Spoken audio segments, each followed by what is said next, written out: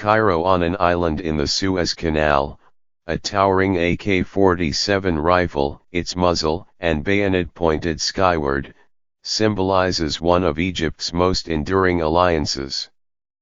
Decades ago, North Korea presented it to Egypt to commemorate the 1973 war against Israel, when North Korean pilots fought and died on the Egyptian side. But now the statue has come to signify another aspect of Egypt's ties to North Korea, a furtive trade in illegal weapons that has upset President Abdel Fattah el-Sisi's otherwise cozy relationship with the United States, set off a painful cut in military aid and drawn unremitting scrutiny from United Nations inspectors. Egypt has purchased North Korean weapons and allowed North Korean diplomats to use their Cairo embassy as a base for military sales across the region, American and United Nations officials say. Those transactions earned vital hard cash for North Korea, but they violated international sanctions and drew the ire of Egypt's main military patron, the United States, which cut or suspended $291 million in military aid in August. Tensions may bubble up again in the coming weeks with the publication of a United Nations report that contains new information about the cargo of a rusty North Korean freighter intercepted off the coast of Egypt in 2016. The ship was carrying 30,000 rocket-propelled grenades worth an estimated $26 million. The report, due to be released this month, identifies the customer for the weapons as an arm of the Arab Organization for Industrialization, Egypt's main state weapons conglomerate. Mr. Sisi heads the committee that oversees the group. Egypt has previously denied being the intended recipient of the weapons, or breaching international sanctions. In response to questions about the United Nations finding, the State Information Service said this past week, the relevant Egyptian authorities have undertaken all the necessary measures in relation to the North Korean ship in full transparency and under the supervision of United Nations officials. After the Trump administration slashed aid last summer, Egyptian officials said they were cutting military ties to North Korea, reducing the size of its Cairo embassy and monitoring the activities of North Korean diplomats. The relationship with North Korea is limited to representation, and there is almost no existing economic or other areas of cooperation, Foreign Minister Sameh Shoukry said at a news conference with Secretary of State Rex W. Tillerson in Cairo last month. But that diplomatic representation, in an embassy that doubles as a regional arms dealership, is the problem, American officials have said. In addition, Washington worries that North Korea, a longtime supplier of ballistic missile technology to Egypt, is still supplying missile parts, said Andrea Berger, a North Korea specialist at the Middlebury Institute of International Studies. Ballistic missile customers are the most concerning of North Korea's partners and deserve the highest attention, she said. Egypt is one of those.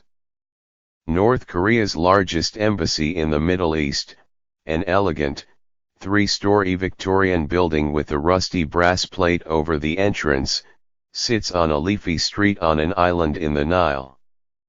The embassy walls display photos of North Korea's leader, Kim Jong-un, standing in a garden or strolling through a fish market.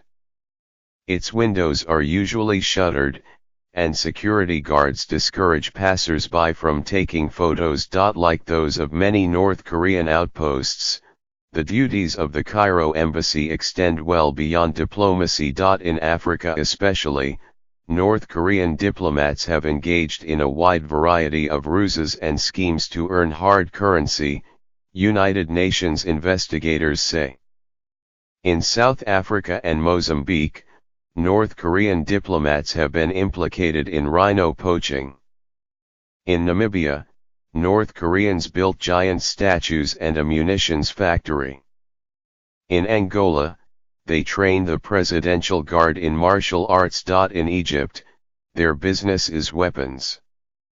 United Nations inspectors and North Korean defectors say the Cairo embassy has become a bustling arms bazaar for covered sales of North Korean missiles and cut-price Soviet-era military hardware across a band of North Africa and the Middle East. Shielded by diplomatic cover and front companies, North Korean officials have traveled to Sudan, which was then subject to an international trade embargo, to sell satellite-guided missiles, according to records obtained by the United Nations. Others flew to Syria, where North Korea has supplied items that could be used in the production of chemical weapons. Inside the embassy, arms dealing goes right to the top. In November 2016, the United States and the United Nations sanctioned the ambassador, Pak Chun-il, describing him as an agent of North Korea's largest arms company, the Korea Mining Development Trading Corporation. At least 5 other North Korean officials based in Egypt, employed by state security or various arms fronts, have been sanctioned. One of them, Kim Song-kol, traveled to Khartoum in 2013 as part of a $6.8 million deal for the sale of 180 missiles and missile parts to Sudan. According to this year's sanctions report, Mr. Kim and another sanctioned official based in Cairo, Sun Jong-hyuk, continue to deal with Sudan's state-controlled military-industrial corporation. An arms dealer with a diplomatic passport is still an arms dealer, Samantha Power, the United States ambassador to the United Nations, told the Security Council. In 2016. 4 weeks in the summer of 2016, American intelligence had covertly tracked the Ji-shun, the ship filled with rocket-propelled grenades that has become a focus of Cairo's ties to North Korea. As it neared the Suez Canal in August, according to a Western diplomat familiar with the case, the Americans warned the Egyptians it might be carrying contraband, effectively forcing them to intervene. The seizure was the largest interdiction of munitions since sanctions were imposed on North Korea in 2006, a significant victory in the international effort, including an arms embargo and export restrictions, to force Kim Jong-un to abandon his nuclear weapons program. For the next 3 months, with the Ji-shun impounded at Ansakna port, a diplomatic tug-of-war played out. The Americans wanted to send officials to inspect the dilapidated freighter and its illicit cargo. North Korea sent a diplomat to negotiate its release. The Egyptians refused both demands, but in November 2016 agreed to allow United Nations inspectors to board the ship. But by then, valuable information about the identity of the customer for the rockets, which had been hidden under mounds of iron ore, was missing. The North Korean crew had been sent home, which meant the inspectors could not interview them. But one piece of evidence remained, in the form of a name stenciled on the rocket crates: Al-Sikra Factory for Developed Industries, AOI, Egypt's principal missile research and development company and a subsidiary of its sprawling state weapons conglomerate, the Arab Organization for Industrialization. Mohammed Abdul Rahman, the chairman of Al-Sikra, did not respond to emailed questions about the shipment. In its statement, Egypt's State Information Service said the measures taken by the country were praised by the United Nations Sanctions Committee, which reiterated that the way Egypt dealt with this case is a model to be followed in similar situations. The Ji-shun shipment was a glaring example of how cash-starved North Korea has helped finance its nuclear program by hawking stocks of cheap, Soviet-era weapons to countries that developed a reliance on those systems during the Cold War, American officials and analysts say. But it also pointed to an established smuggling route and an entrenched military-to-military trading relationship that American officials say has long been a conduit for ballistic missile technology. Starting in the 1970s.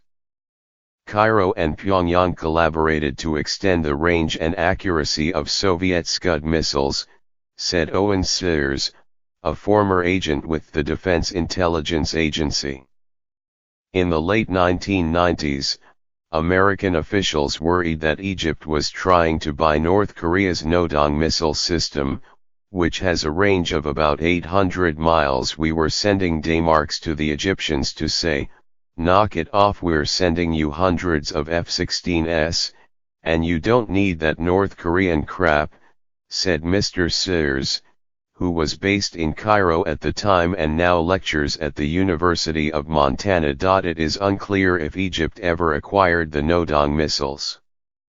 Although Cairo has spent billions on high-profile military purchases in recent years, including Russian fighter jets, French aircraft carriers and German submarines, it has been notably cagey about its offensive missile capabilities. In 2013, a shipment of spare parts for Scud-B missiles, which have a shorter range than the Nodong, was intercepted in transit as it was shipped by air from the North Korean embassy in Beijing to a military-controlled company in Cairo.